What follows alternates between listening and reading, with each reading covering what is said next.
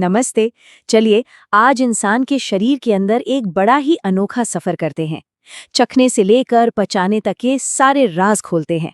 और पता है ये सारा ज्ञान हमें कहाँ से मिला? एक बहुत ही अनएक्सपेक्टेड जगह से।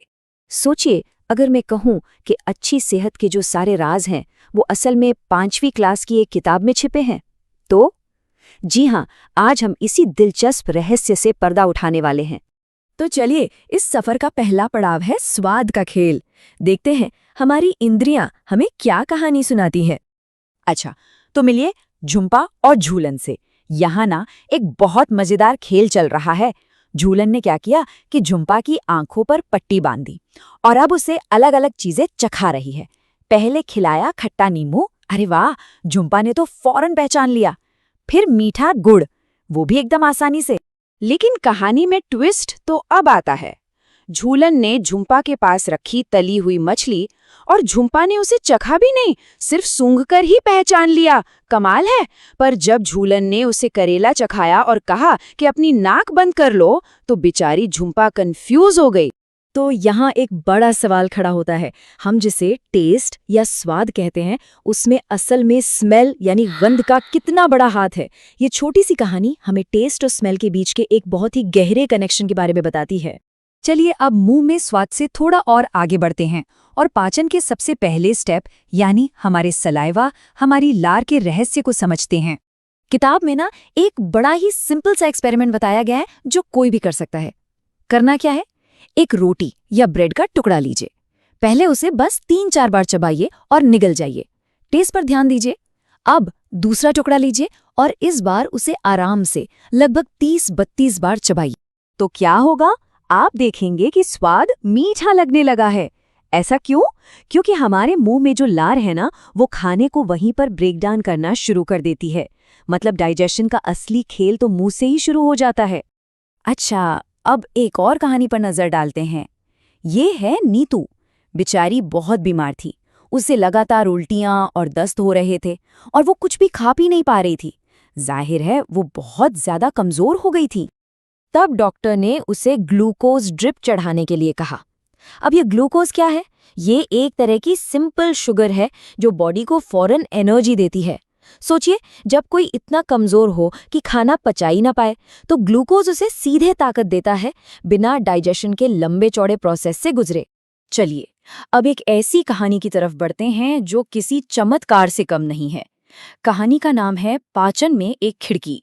और ये कोई मनगढ़ंत कहानी नहीं, बल्कि मेडिकल हिस्ट्री की एक अविश्वसनीय लेकिन सच्ची घटना है। ये सब शुरू होता है किताब में दी गई एक कविता की लाइन से। था मार्टिन के पेट में एक अनोखा छेद।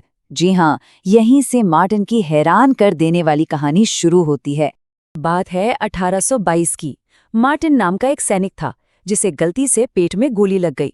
डॉक्टर ब्यूमॉन्ट ने उसका इलाज तो कर दिया, घाव भी भर गया, लेकिन पेट में एक छेद हमेशा के लिए रह गया। अब डॉक्टर ब्यूमॉन्ट के लिए तो ये छेद किसी खजाने से कम नहीं था। अगले 9 सालों तक उन्होंने इस खिड़की के जरिए पेट के अंदर झांक झांक कर डाइजेशन पर एक्सपेरिमेंट्स किए।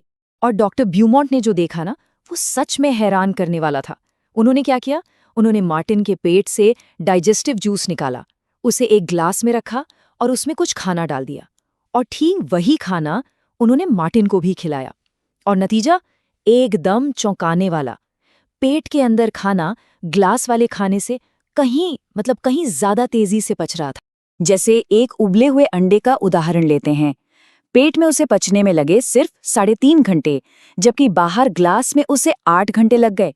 मतलब 2 गुने से भी ज्यादा वक्त। इससे ये साफ हो गया कि हमारा पेट सिर्फ एसिड से भरा एक थैला नहीं है, बल्कि वो एक एक्टिव पाचन मशीन है। तो आखिर डॉक्टर ब्यूमॉन्ट ने क्या क्या पता लगाया? पहली बात, पेट खाने को सिर्फ रखता नहीं, बल्कि उसे मथता है, चर्न करता है। दूसरी, पेट का जो जूस है वो एसिडिक होता है। और एक सबसे दिलचस्प बात, जब भी मार्टिन दुखी या परेशान होता था तो उसका खाना बहुत धीरे धीरे पचता था। ये हमारे मन और शरीर के बीच के कनेक्शन को दिखाता है। सच कहूं तो ये खोजें आज भी डाइजेशन साइंस की बुनियाद मानी जाती हैं। तो डाइजेशन की साइंस को समझने के बाद अब आते हैं असल दुनिया पर, कि हमारे खाने की चॉइस का हम पर क्या असर पड़ता है। इस किताब में हमें 2 बच्चों की कहानी मिलती है। एक है रश्मि और दूसरा है कैलाश, और इनकी कहानी हमें डॉक्टर अपर्णा बता रही हैं। अब इन दोनों बच्चों में जमीन आसमान का फर्क है। एक तरफ है रश्मि, जो 5 साल की है पर देखने में 3 साल की लगती है। एकदम दुबली पतली, हाथ पैर पतले पर पेट फूला हुआ। बेचारी अक्सर बीमार और थकी थकी रहती है। क्यों? क्योंकि उसे दिन में मुश्किल से 1 रोटी या थोड़ा सा चावल ही खाने को मिलता है। और दूसरी तरफ है कैलाश। ये 7 साल का है पर अपनी उम्र से कहीं बड़ा, मोटा और थुलथुला दिखता है। वो एक्टिव भी नहीं रहता, पैरों में दर्द की शिकायत करता है। और खाता क्या है? चिप्स, बर्गर, पिज्जा और कोल्ड ड्रिंक्स। देखने में दोनों की दिक्कतें एकदम अलग लगती हैं, है ना? पर डॉक्टर का डायग्नोसिस दोनों के लिए एक ही था। इनकी असली प्रॉब्लम थी सही खाने की कमी। एक को खाना मिल ही नहीं रहा था और दूसरे को जो मिल रहा था वो सही नहीं था। मतलब एक अंडर न्यूट्रिशन का केस था तो दूसरा पो न्यूट्रिशन का। और यहीं से ये कहानी सिर्फ पर्सनल हेल्थ की नहीं रहती, बल्कि एक बहुत बड़े सामाजिक मुद्दे की तरफ इशारा करती है, और वो है भोजन, एक फंडामेंटल राइट। और ये बात और भी सीरियस हो जाती है जब किताब हमें एक चौंकाने वाला आंकड़ा बताती है। वो ये कि हमारे देश में लगभग आधे बच्चे रश्मि जैसे ही हैं, जिन्हें ठीक से बढ़ने और डेवलप होने के लिए पूरा खाना ही नहीं मिल पाता। लेकिन किताब एक बहुत ज़रूरी बात याद दिलाती है। हर बच्चे का ये अधिकार है कि उसे सही और पूरा भोजन मिले। ये कोई लग्जरी नहीं है, ये एक बेसिक ह्यूमन राइट है। और बस यहीं पर ये किताब हमें एक बहुत गहरे और सोचने पर मजबूर करने वाले सवाल के साथ छोड़ देती है कि अगर सही खाना हर बच्चे का अधिकार है, तो फिर यह हर किसी के लिए हकीकत क्यों नहीं है? इस पर सोचने की ज़रूरत है।